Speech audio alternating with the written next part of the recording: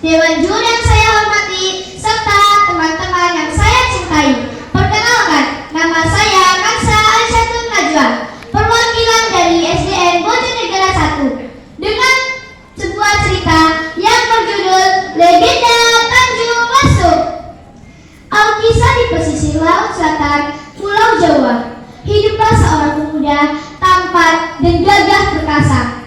Ia bernama Raden Angkiran. Raden Angkiran tinggal bersama anjing dan kuda kesayangannya.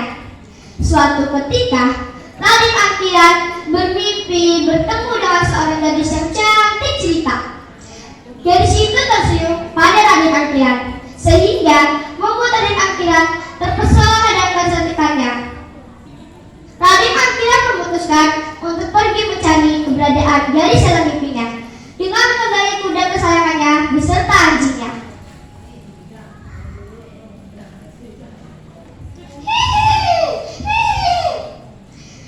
Mereka menuju ke arah utara, mendaki bukit-bukit, jalanan berbatu yang terjalin.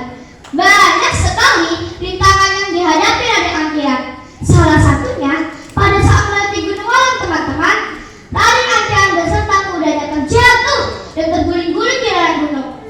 Pelana kuda tersobek, tidak bisa digunakan lagi, dan tubuh Raden Angkiran penuh dengan luka. Setelah beristirahat sejenak, Raden Angkiran melanjutkan perjalanannya dengan berjalan kaki sambil menuntun kudanya.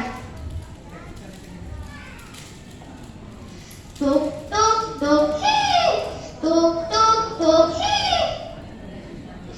Setiba di Pantai Cawar, Raden Angkiran berhenti untuk menyegarkan kembali tubuhnya. Raden Angkiran menghampiri anjing dan kuda kesayangannya. "Ayo, kita lanjutkan perjalanan."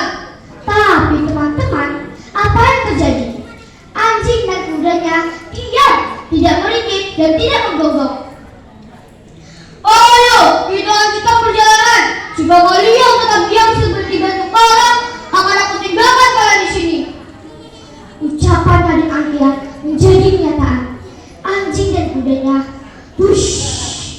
berubah menjadi batu karang. Raden Angkiran melanjutkan perjalanannya hanya seorang diri. Ia terus berjalan tanpa mengenal lelah, bahkan pakaian dan badan kotor pun tidak dia hiraukan. Sampailah ia di muara sungai yang sedang banjir besar.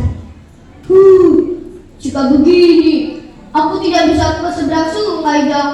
Padahal aku sudah sabar ke desa seberang sungai.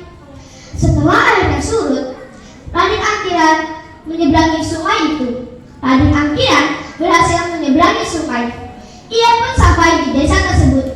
Tiba-tiba, Raden Angkiran mendengar ada suara tumpukan yang sangat merdu. Tung tung tung, tung tung tung. Hah? Itu suara apa ya? Sepertinya itu suara tumpukan lesung. Merdu sekali suara itu. Ternyata suara tumpukan yang sangat merdu itu adalah suara lesung. Raden Angkiran segera memasuki desa untuk mencari sumber bunyi lesung. Di dalam desa, Raden Angkiran melihat ada beberapa gadis yang sedang memainkan beberapa lesung. Permainan lesung sudah menjadi tradisi di desa tersebut saat akan menumbuk padi, kecuali pada hari Jumat, karena hari Jumat dianggap sebagai hari keramat bagi penduduk desa.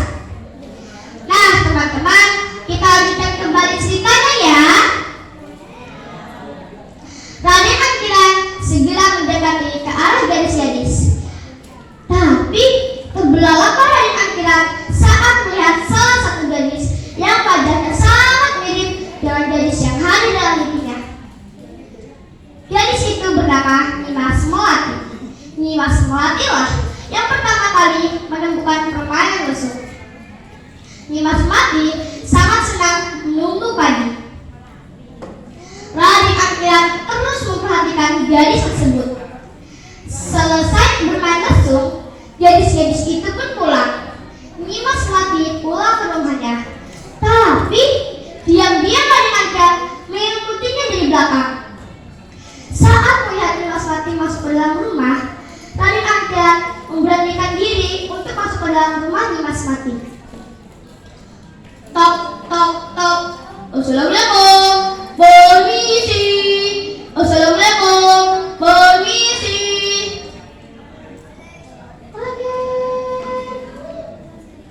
Waalaikumsalam.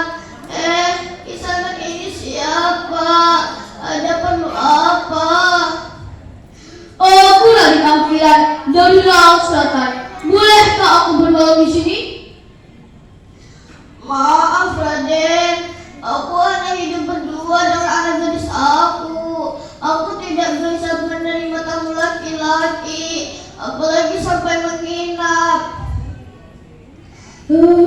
Jika begini, aku tidak bisa bertemu dengan gadis itu. Ya sudahlah, lebih baik aku tidur saja di sini.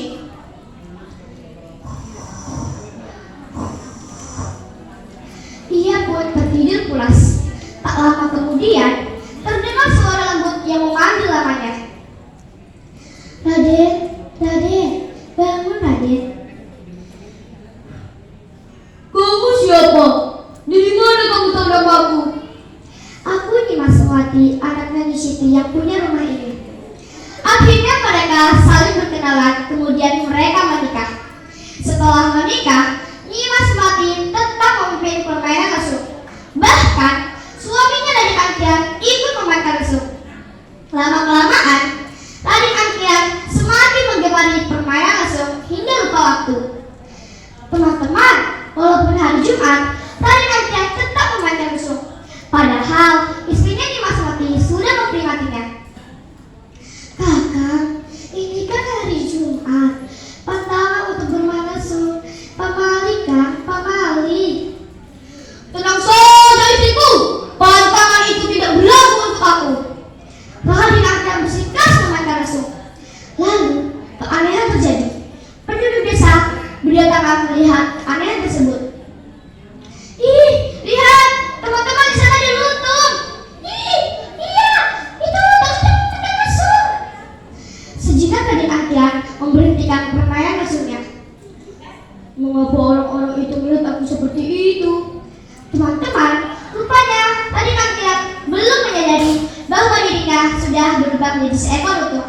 Terperanjatlah Raden Angkian saat melihat tangannya dan meraba wajahnya. Aku berhitung. Aku sudah berubah menjadi seekor lutung. Ia lari terbirit-birit masuk ke dalam hutan. Sementara Nyimas Mati merasa sedih dan malu. Aku malu ya Allah, padahal kakak sudah diberitahu. Aku malu ya Allah, sebaiknya aku harus pergi dari kampung ini. Nyimas Mati pun pergi meninggalkan kampung halamannya entah kemana. Menurut cerita, Nyimas Mati telah menjadi Dewi Padi. Nah teman-teman, untuk mengenal kembali cerita Nyimas Mati dalam bermain lesung, penduduk desa menamai desa tersebut sebagai Desa Lesung. Karena berlokasi di sebuah tanjung, maka dinamailah Tanjung Lesung. Nah teman-teman, agar